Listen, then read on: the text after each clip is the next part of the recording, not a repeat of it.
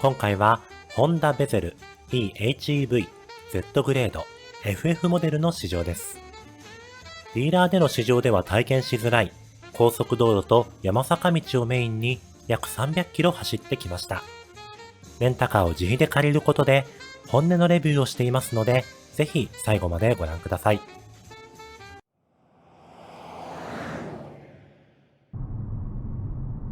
今回はホンダベゼル e:HEV Z グレード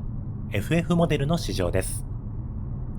このベゼルは2021年4月に発売された2代目モデルで、実に7年ぶりのモデルチェンジとなりました。初代モデルと同じく B セグメントと C セグメントの中間サイズで、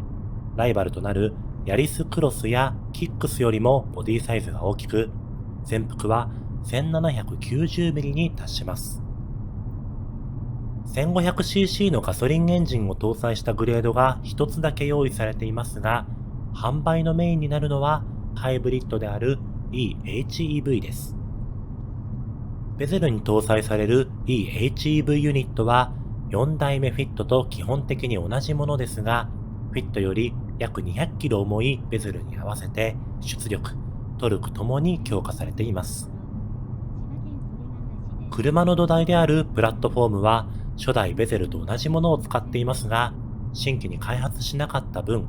先代型ベゼルの弱点の改善にリソースを回せたとホンダは言っています。2代目ベゼルで舗装の良い高速道路を走っているととても滑らかです。サスペンションを滑らかに動かすことに注意を払って設計したそうで、高速道路のカーブではとてもスムーズに姿勢を変えていくことがわかります。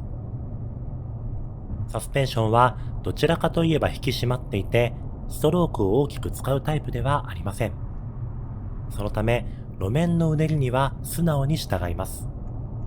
路面の状況によっては、乗っている人がやや揺さぶられる傾向があって、同じプラットフォームを使っている4代目フィットとは明らかに違う動きをします。この Z グレードは18インチの薄く大きいタイヤを履いていることもあるのか、目地段差での突き上げも大きめです。ただ、ショックの角は丸められているので、不快に感じるほどではありません。高速道路での直進安定性や走打安定性に不満はありません。ごく自然にまっすぐ走ってくれますし、カーブで背の高さを感じて不安になることもありません。また、電動パワーステアリングの操舵感がとても良く、運転のしやすさにつながっています。ただ、どっしりと安定している感じではなく、すっきりと軽めの乗り味なので、速度を上げていくと安定感がそがれて感じる可能性はあります。見た目はとても立派で乗っていても上質なんですが、かけられているコストや使っているパーツはあくまで B セグメントの車なんだなと感じさせられる部分です。反対に B セグメントの小型車と考えればかなり優秀な部類だと思います。高速道路ではホンダセンシングが活躍します。アダプティブクルーズコントロールと操舵支援システムがついているんですが、フィットと同じで出来が良く、高速道路での運転をかなりの部分任せられます。ベゼルに搭載されるホンダセンシングは基本的にフィットと同じシステムです。ミリ波レーダーを廃止する代わりに約100度の範囲を映せる超広角カメラを使い、その映像を最新世代のチップで処理することで高性能を実現しています。とにかく操舵が正確で、車線の真ん中をビシッとキープします。カーブを曲がるのも上手で、不安を感じることはありませんでした。また、操舵だけでなく、追い越し加速も上手です。多くの運転支援システムは、車線変更してから加速が始まるまでにタイムラグがありますが、ベゼルのホンダセンシングは素早く加速が始まります。完成度は高いと感じました。エンジンパワーについても高速道路をごく普通に走っている分には不満は感じません。フィットと同じエンジンとモーターを使っていますが、エンジンはエアクリーナー上流の抵抗を減らすことで8馬力のアップ。モーターはバッテリー容量をフィットの48セルから60セルまで増やすなどの改良で22馬力のアップを実現しています。そのため、フィットより200キロほど車重が増えていますが、合流加速、追い越し加速ともにパワーは十分です。エンジンが4気筒なのも回転の滑らかさや静かさの面で有利です。このクラスでは3気筒エンジンが増えましたが、やはり4気筒はいいなと思わされます。車内の静かさはこのクラスの車としてはなかなか優秀です。時速 100km で走行中の車内の音圧は64デシベルほどでした。数字的には私が以前試乗したフィットのネスと一緒です。A ピラー付近からの風切り音は若干入ってきますが、音量はあまり大きくなく、エンジン音も静かです。そのため、相対的にロードノイズが気になります。ただこれは今回のタイヤが影響したかもしれません。試乗した車が履いていたのはミシュランプライマシー4で、コンフォートタイヤとしてはグリップ力がある代わりにあまり静かではないと評判のタイヤです。また 225-50R18 という低扁平タイヤだったので、これもロードノイズに影響した可能性はあります。16インチタイヤのグレードならまた異なった印象になるのではないでしょうか。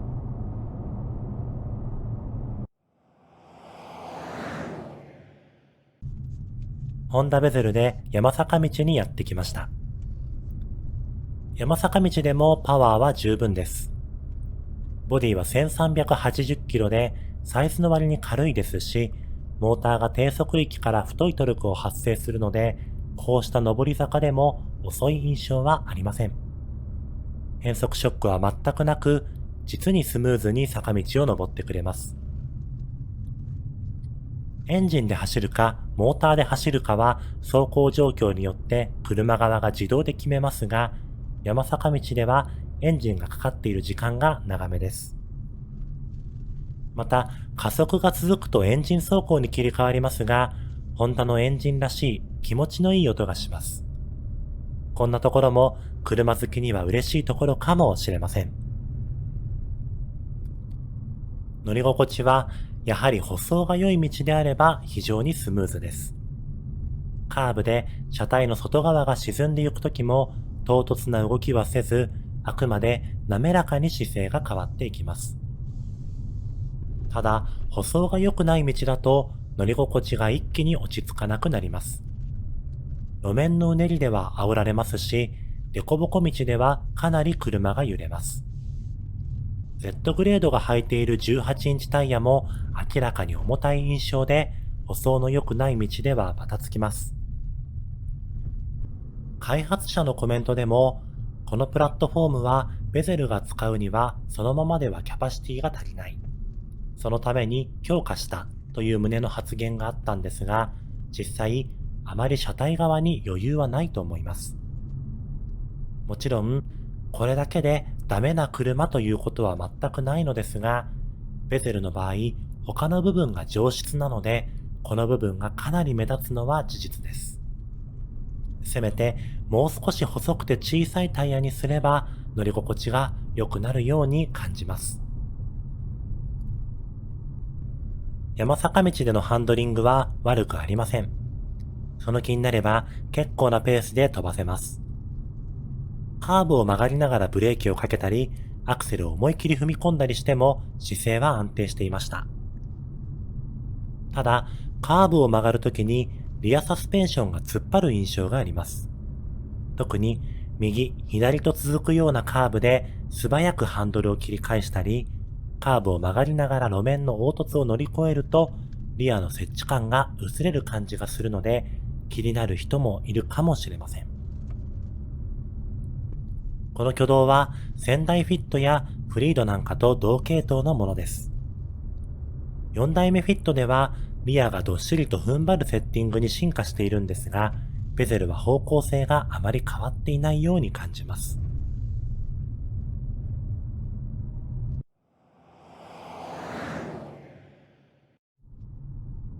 今回は約300キロを走りましたが、長い距離を走っても疲れが少ないことが印象的でした。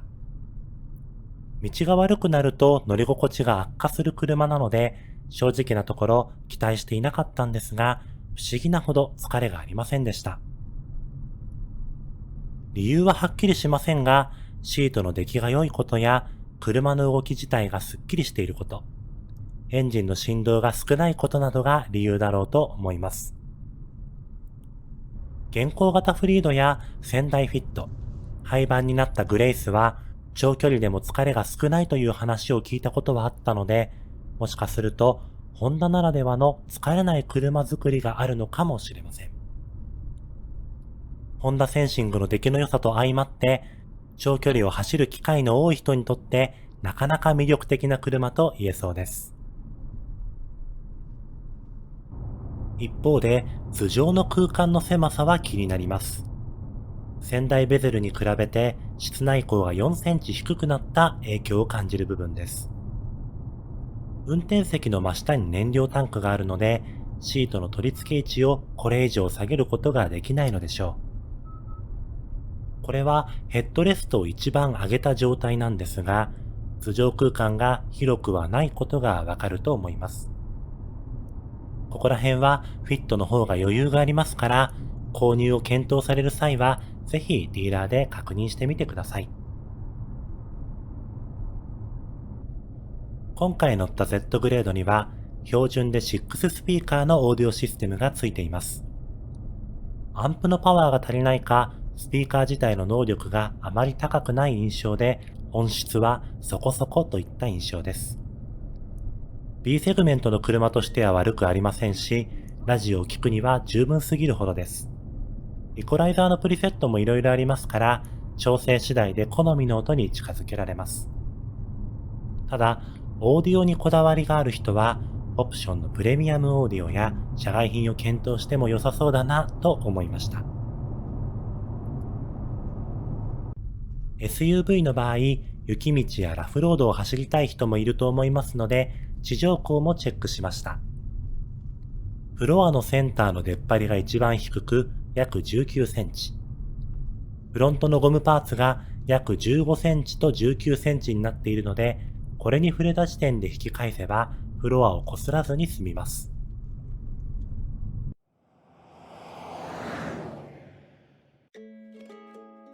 ホンダベゼル eHEV Z グレード FF モデルの満タン砲による燃費の報告です。今回の試乗では約305キロの区間で燃費を計測しました。その結果、1リットルあたり 21.7km ほど走っていました。試乗の条件が同じではないので厳密には言えませんが、フィットに比べて 15% から 20% のダウンといったところでしょうか。燃費走行すればもっと伸びるでしょうし、履いているタイヤを考えれば燃費は十分に良いのではないかなと思います。試乗のまとめです。2代目ベゼルは現実的で真面目な車でした。目に見える部分だけでなく、人が触れたり操作したりする部分の設計が煮詰められているので、ことさら洗練されて感じます。車体側の余裕は少なく感じますが、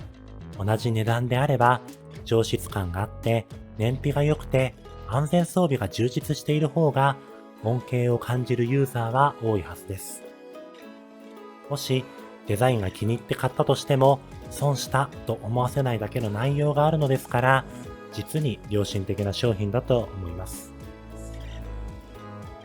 今回の動画は以上です。参考になった、面白かったと思っていただけましたら、ぜひ高評価、チャンネル登録をお願いいたします。今回も最後までご覧いただきありがとうございました。